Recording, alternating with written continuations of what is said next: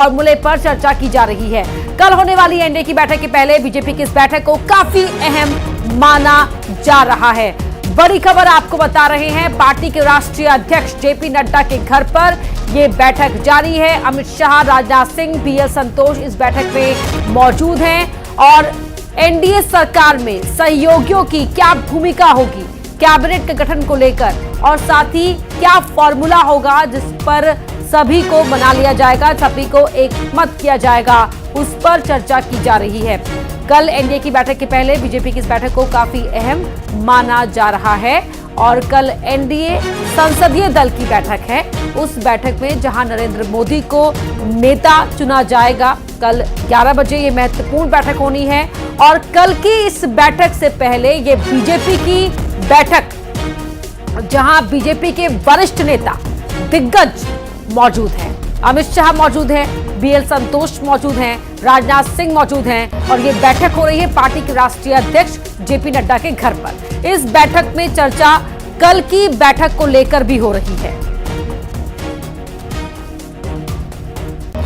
अशरफ काज़मी हमारे सहयोगी दिल्ली से हमारे साथ लाइव जुड़ रहे हैं। अशरफ, जेपी नड्डा के घर पर यह बैठक जारी है, कितनी देर हुई इस बैठक को शुरू हुए और कुछ इनपुट हासिल हो पाया है क्या बैठक को लेकर?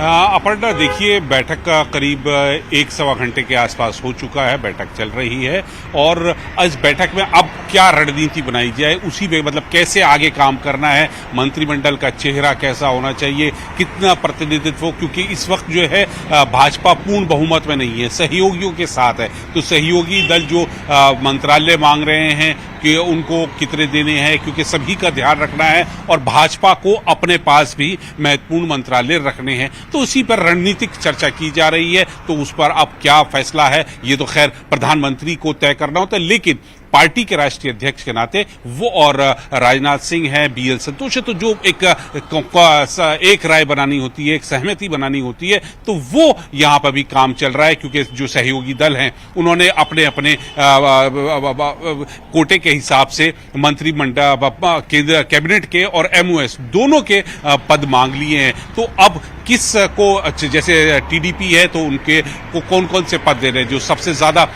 टीडीपी और जेडीयू जो नीतीश कुमार की पार्टी है, दोनों चाहती हैं कि स्पीकर का पद उनको मिले। तो बहुत महत्वपूर्ण बात आपने यहाँ पर अशरफ काज़मी ये कही है कि जो मांगे सहयोगी करेंगे, उनकी मांगों को फुलफिल करने के साथ साथ ही बीजेपी को इस बात का भी ध्यान रखना है कि वो कहीं से अपनी पोजीशन को कमजोर ना होने दे, वो अपना अपर हैंड रखकर चले। अशरफ, आप बने रहिए हमारे साथ, इस बैठक पर लगातार आपके जरिए हम जानकारी हासिल करेंगे, कुछ और खबरों पर भी आपसे बातचीत करनी है। और अशरफ काज़मी हमारे सहयोगी बता रहे थे कि इस तरह से करीब 1 घंटे से ऊपर का समय हो चुका है जब से बैठक जारी है जेपी नड्डा के घर पर, और कल 11 बजे एनडीए संसदीय दल की बड़ी बैठक होनी है। संसद के सेंट्रल हॉल में यह बैठक होगी जहां संसदीय दल की बैठक में नरेंद्र मोदी को नेता चुना जाएगा और सरकार बनाने का दावा एनडीए पेश करेगा। बीजेपी शासित राज्यों के मुख्यमंत्रियों को भी दिल्ली बुलाया गया है।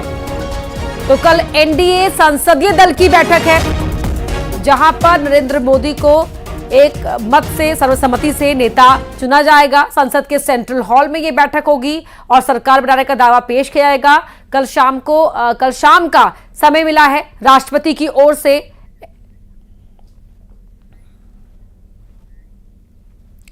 और तीसरी बार प्रधानमंत्री पद की शपथ लेंगे नरेंद्र मोदी। 8 या 9 जून को शपथ ग्रहण समारोह हो सकता है, बड़ी खबर आपको बता रहे हैं। हालांकि राष्ट्रपति भवन से अभी समारोह की जो फाइनल तारीख है वो तय नहीं हुई है, लेकिन 8 या 9 तारीख को यह शपथ ग्रहण समारोह हो सकता है।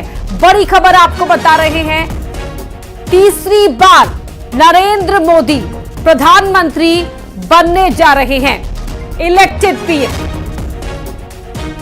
और ये ऐतिहासिक मौका, 8 या 9 तारीख को शपथ ग्रहण समारोह हो सकता है, ये सूत्र बता रहे हैं। राष्ट्रपति भवन से फिलहाल कोई फाइनल तारीख अभी नहीं मिल पाई है और कल शाम को 7 जून को समय दिया है राष्ट्रपति ने एनडीए को मुलाकात करने का, जहां पर एनडीए की ओर से सरकार बनाने का दावा, एक जो औपचारिकता है वो कल की जाएगी कल शाम में। और उससे पहले ये तस्वीरें जब एनडीए कल सहयोगी इकट्ठा हुए थे, मिले थे, विक्ट्री साइन यहां पर दिखाया था तस्वीर खिंचाते हुए कि हम साथ साथ हैं, हम सभी एक साथ हैं और सरकार बनाने को लेकर कहीं भी कोई असमंजस नहीं है।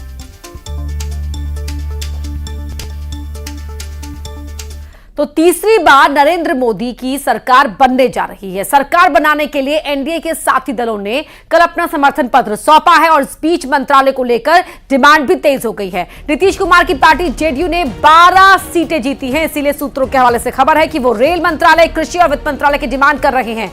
टीडीपी के खाते में 16 सीटें आई हैं और वो लोकसभा स्पीकर, एनडीए संयोजक और सरकार को बाहर से समर्थन की बात कह रहे हैं। वहीं कुमार स्वामी ने अपने बेटे के लिए कृषि मंत्रालय, तो दामाद के लिए स्वास्थ्य मंत्रालय मांगा है। इतना ही नहीं, एकनाथ शिंदे की पार्टी शिवसेना ने भी 2 मंत्रालयों की डिमांड कर दी है। तो चिराग पासवान और जीतन राम मांझी ने एक मंत्रालय की मांग की है। जीतन राम मांझी के पास 1 सांसद है, चिराग पासवान के पास 5 है और दोनों की ओर से भी अपनी अपनी मांगे साफ कर दी गई हैं।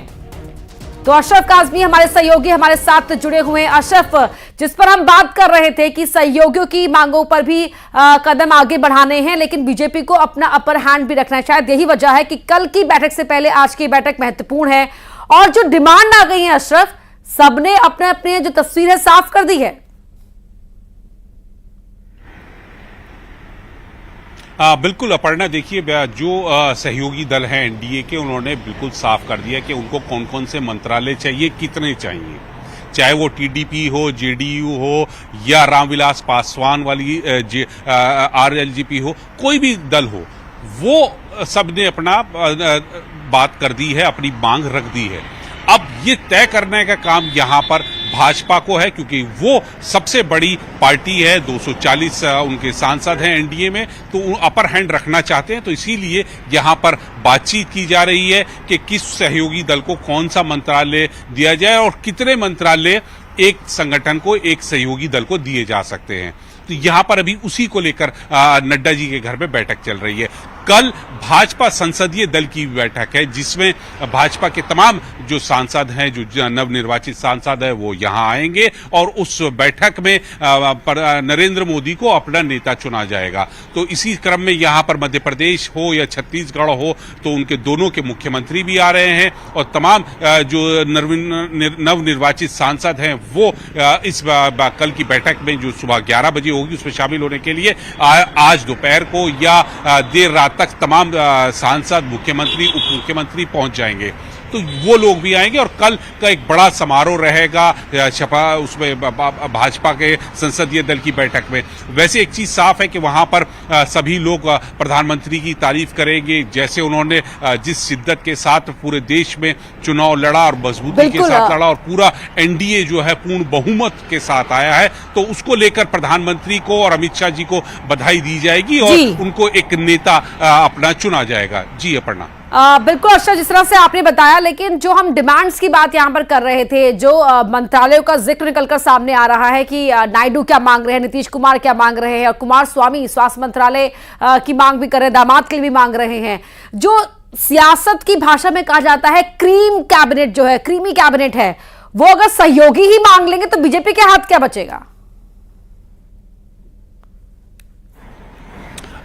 देखिए अपर्णा, यही वजह है कि इस बार 2019 और 2024 में यही डिफरेंस है बीजेपी का, क्योंकि 2019 में पूर्ण बहुमत के साथ आई थी और 2024 में वो बहुमत से 32 सांसद उसके कम है। तो यहां पर बीजेपी को थोड़ा कॉम्प्रोमाइज करना पड़ेगा। हाँ, ये जरूर है जो वो मांग रहे हैं वो सभी मांगों को पूरा नहीं किया जाएगा, लेकिन हाँ कोशिश की जाएगी कि हम अपर हैंड रखें। अब जैसे बात की जा रही है कि स्पीकर जेडीयू को भी चाहिए, स्पीकर टीडीपी को, तो बीजेपी देखेगी कि ये किसके खाते में जाए। वो अपने पास भी रख सकती है, क्योंकि जो स्पीकर होता है वो बहुत महत्वपूर्ण होता है सरकार के लिए भी, और संसद का सत्र सरकार की सेहत भी स्वस्थ रहे और बीजेपी का जो हाथ है वो ऊपर भी रहे, अपना वर्चस्व भी वो कम जाहिर तौर पर नहीं होने देगी। और इसीलिए बीच का रास्ता किस तरह से निकाला जाए, कहां किसको कम कहां ज्यादा किया जाए, उस पर मंथन जारी है। बहुत शुक्रिया अशरफ आपका